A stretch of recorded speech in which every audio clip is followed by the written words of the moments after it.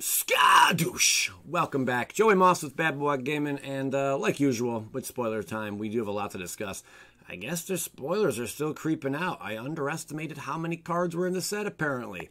So hooray for good news. So Throne of Eldraine spoilers, back at it again. This one actually hit everyone's inbox who has MTG Arena. Fae of Wishes is a Deus drop, creature, fairy, wizard. Granted, for 4, Sorcery Adventure, you may choose a non-creature card you own from outside the game, reveal it, and put it into your hand. Choose a non-creature card you control from outside the game, basically like your sideboard. That could be a lot of things. Anything other than a non-creature card. That could be a land. That could be an enchantment. That could be an artifact. That could be a planeswalker. You see what I'm saying? That's pretty powerful. That could be an instant. That could be a sorcery. You may choose a non-creature card you own from outside the game, reveal it and put it in your hand. That is very, very extremely powerful. This should have been a mythic. I don't know why this isn't a mythic. I think WotC got things backwards here, and we'll get to it in a minute. But the mythic, I think, should be the rare, and the rare should be the mythic. They did something wrong here. We'll get to that other card. And then also on the right here, flying for Deus, discard 2 cards, return Fae of Wishes to its owner's hand. That's very powerful, so you can use, again, the granted Sorcery Adventure once more. That's pretty bonkers. If I'm not mistaken, I believe you can just play it again. If that's the case, this card is extremely, extremely in your face, okay? And that ability, the granted, I'm not saying it's broken. I know it's 4 to do it, but you can get any answer you need, other than a creature, to combat your opponent with. That, my friends, seems a bit much. I'm just saying. That's out there, man. Moving along, though. That's a very powerful card, Fae of Wishes. I think that should have been the mythic. I'm not sure. I want you guys to judge in a minute. Speaking of judge, these are the judge promos. What is a judge promo? Well, it's given to select judges for doing an exceptionally amazing job, basically. And they tend to be very highly sought after and collectible. They go for quite a pretty penny. I don't want to throw prices on these things, but I'm sure they bring in a nice amount. And look, we have a ninja over here. Welcome, Yoriko, the Tiger Shadow. That's right. All these are reprints, all very slick, all very nice and shiny. They're only come in foil. There's only so many of them printed. I don't know if it's a few thousand or whatnot, but they are absolutely gorgeous. Monastery Mentor. This card alone, I think, if I'm not mistaken, it's already like 25 to 30 bucks. And that's the first reprinting of it. Chalice of the Void has been reprinted a couple times, I believe, but still brings in a hefty penny. And these judge promos, there's such a limited print on them that it really doesn't impact the market at all. So do keep that in mind when you see these. It's not like they're a massive reprint, 100,000 copies, 50,000 copies, whatever the case may be, hitting the market. It's under like 5,000, probably even less than that. I'm not even sure. If someone knows any more details or has the exact number, by all means, please let me know. Next up, we have, oh boy. Remember I just said that Gutter Snipe is bye-bye. He's rotating out. Well, he's really not. We have Iron Kraig Pyromancer, which is a 3-drop. This looks like Little Red Riding Hood. Did I say that right? Sure. Not really. I mean, it could be. She looks pretty nasty, though. She's just setting up. She's lighting up the entire forest with her magic here. Human Wizard. Always be very fearful of human wizards. They tend to be extremely powerful. 3-drop rare. Whenever you draw your second card each turn, Iron Kraig Pyromancer deals 3 damage to any target to 0/4. I was discussing with people earlier today in Messenger, and one of the first things they brought up was good old Izzet. Yeah, this is probably going to see some play in your Izzet builds. Also, maybe Jeskai Control might be something there to consider. Probably outside of standard, maybe. But Gutter Snipe, whenever you cast an instant or sorcery spell, Gutter Snipe deals 2 damage to each opponent to Deus. Deus pretty cool. But then Iron Kraig is going to deal 3 damage, but it's limited. Whenever you draw your second card each turn, Iron Kraig Pyromancer deals 3 damage to any target. So it's not like you can use and abuse this again and again and again and again. It's limited, but it's on a 0/4 body. So, I mean, as long as you have a way to really draw up cards, you have a way to definitely deal damage to your opponent. There you have it. It's going to be fun to see this card, but I'm also not happy because that means mono red is back at it again. This is also, I'm sure, going to find its way in some mono red builds. Maybe. Most likely is it. Probably not mono red, though.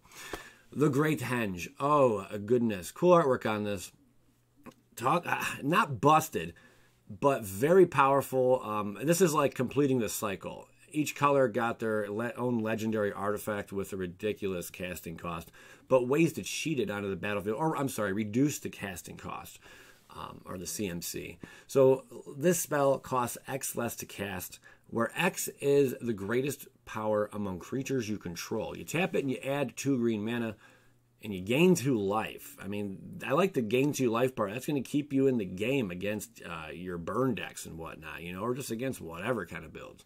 And then whenever a non-token creature enters the battlefield under your control, put a +1/+1 counter on it and draw a card. Also keep in mind, Proliferate is definitely in Standard. We haven't seen a lot of it, but with this, if you're just going to put a +1/+1 counter on every creature that hits the battlefield, non-token wise, and you get to draw a card, this is the acceleration mono green needed. This better see play in every single mono green build. If you're going mono green, you want to run the Greathenge. And unfortunately, we did lose some cards, which would have really set this thing off or reduced the casting cost, such as Ghalta Primal Hunger. This thing's going to be out. Carnage Tyrant. Now, of course, you need power and to drop Ghalta, but this would have been great to have him in this mix. Carnage Tyrant. I think this would have been a huge competitive deck. Mono Green would have just kicked butt, took numbers if they had Carnage and Primal. Not only that, but Steelleaf Champions rotating out. This would have been a great way to accelerate that card and get it on the battlefield ASAP. Llanowar Elves, of course, to ramp it up, get your turn 1, turn 3 Steelleaf Champion. You can set it off your turn 3. I'm sorry, turn 1 Llanowar, turn 2 Steelleaf. Set it off turn 3. There are other ways to do that. Now, I didn't really go with mono green here, but I did go Gilded Goose, your turn 1. Turn 2, Rotting Regisaur.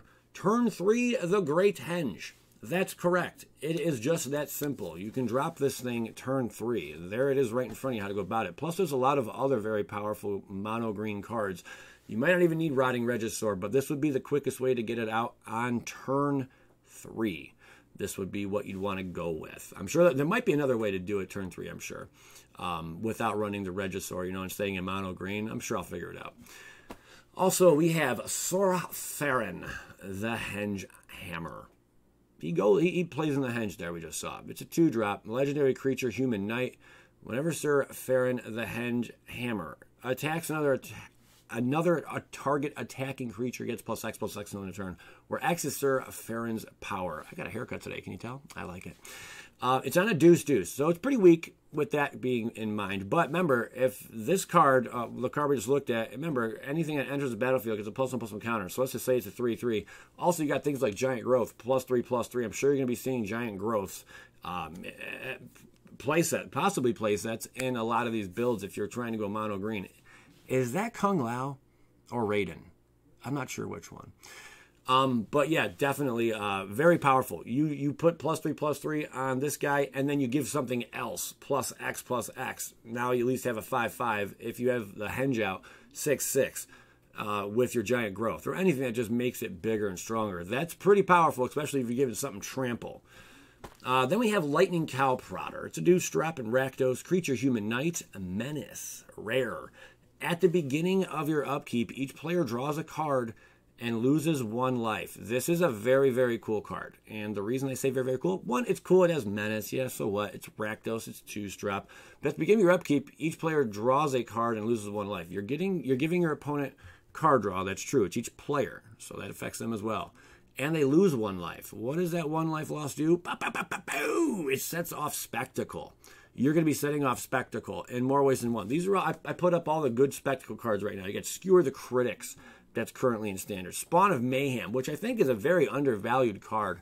This is one card, Spawn, I do expect to probably jump in price a little bit, especially if this Rakdos build can become competitive. Light Up the Stage, it's already a $3 uncommon, pretty ridiculous. And then we have Rick's Mighty Reveler over here, and Drillbit. Drillbit, I think, is one of the most underappreciated cards in Standard.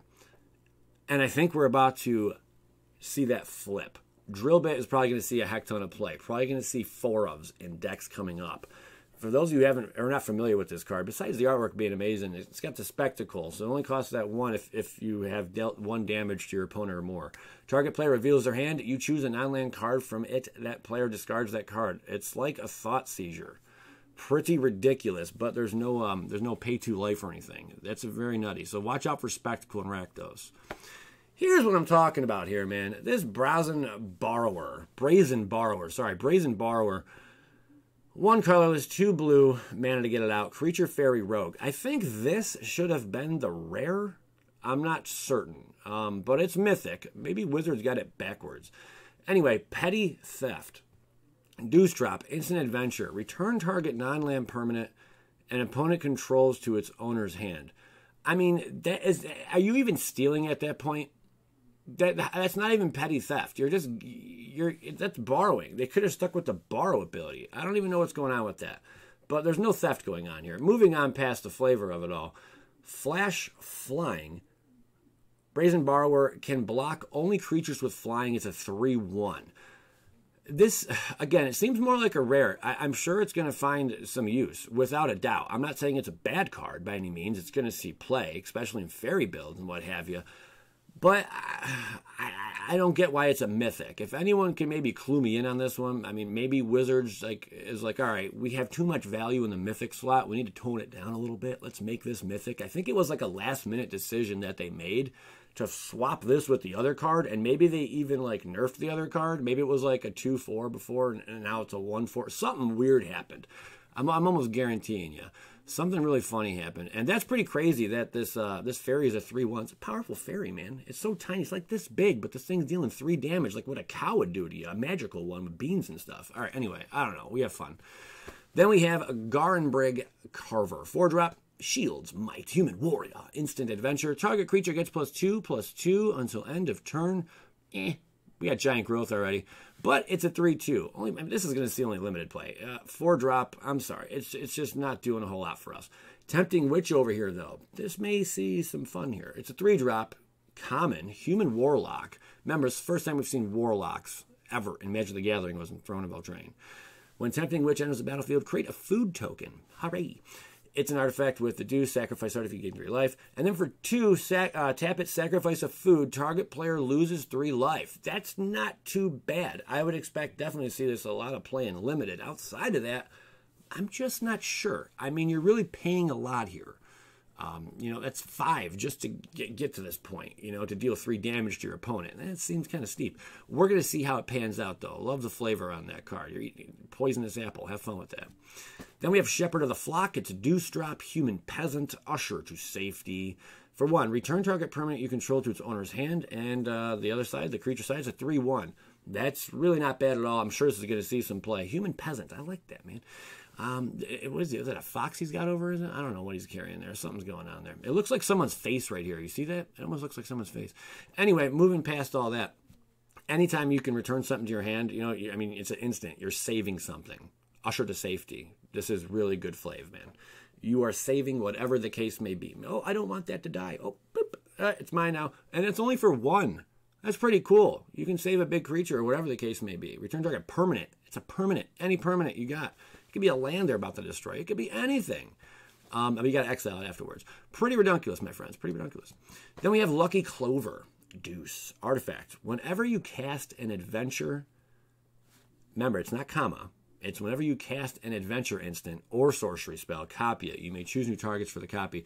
If it was any time you cast an instant or sorcery spell, you copy it for Deuce of an artifact, this would be like a $100 card and it would be banned instantly. That's exactly what would happen right there. But it has to be an adventure instant or sorcery spell, and you copy it. I see this seeing play 100,000 billion%, especially in those builds that care a lot about your adventures. Castle, well, only if you're running that strategy. Castle Ardenvale. Castle Ardenvale enters the battlefield tapped unless you control planes, and then you tap it, add 1 white mana to your mana pool. For 4, though, you tap this, create a 1/1 white human creature token. That's pretty cool. You're creating something. It's a land. Remember, again, it's not like it's an enchantment or anything else, any other kind of permanent. It's a land. you need lands in your deck. And if you're going a mono color, again, all these cards are focused around mono colors. I'm not sure how much play they're going to see outside of standard. Maybe in like EDH decks or whatnot, your commander builds where you're running a mono color, you know, maybe in that, because it just gives you something extra to do. I'm not exactly sure. If this thing saw play in Modern Humans, I would flip. I highly doubt it, though. But you never really know. It might just do that. Pretty cool cards, indeed. The only thing I have a question about is all these castles. I mean, they're only like one-ofs, you know, but they're not legendary. That kind of throws me off. But that makes these cards, I think, that much better, that they're not legendary. If they were legendary, they could have made these things uncommon or something. I just didn't think they'd have that much power at that point. Then we have Mysterious Pathlighter. It's a 3-drop fairy, flying. Each creature you control that has an adventure enters the battlefield with an additional +1/+1 counter on it. Again, adventure lives matter decks. Then we have Fortifying Provisions and Giant Skewer. Both of these care about your food tokens. They sure do. Creatures you control get +0/+1. It's a 3-drop enchantment. When Fortifying Provisions enters the battlefield, create a food token. And then Giant's Skewer. Equipment for Deus. This one's not bad, though. Equipped creature gets +2/+1. It's 3 equip, though. Whenever equipped creature deals combat damage to a creature, create a food token. Seems like a lot of C's in that sentence there, huh? Not too shabby, my friends. That closes out the entirety of the spoilers today. Let me know your thoughts again. I know I say this. It almost sounds like redundant, but man, I care what you guys have to say. Like, I really do. I'm curious because it opens up my mind and opens up other viewers' minds when you guys comment your thoughts on these cards. You know, and it builds some kind of hype, but also maybe there's some cards you don't like that you think are junk that I thought were pretty good. I mean, it makes for great discussion. So I hope to see some people engaging in conversation in the comments below. And if you're not subscribed, yeah, get checked out at a doctor. You probably got a little illness going on. I appreciate you guys tuning in. I'm Joey Moss with Bad Boy Gaming. Check out some older videos. I got a ton of videos, man, out there. And I may be on Twitch today. I just may. I'm going to try to go from silver rank to gold rank using a mono green deck before the rotation. I'm sure it'll be a lot easier after rotation, but we're going to try to do this before rotation. And it's not saying a whole lot. Yeah, we're not going from platinum to mythic or anything, but we have fun. We have fun. Hope to see you guys there. Oh, and I'm on Twitch. It's Bad Boy MTG. It's not Bad Boy Gaming. Originally, Bad Boy MTG was the name of this channel, but I did change it to Bad Boy Gaming. I kind of am tempted to go back to Bad Boy MTG. What to do? All right, guys, leave a like. Helps out a lot. Skadoosh.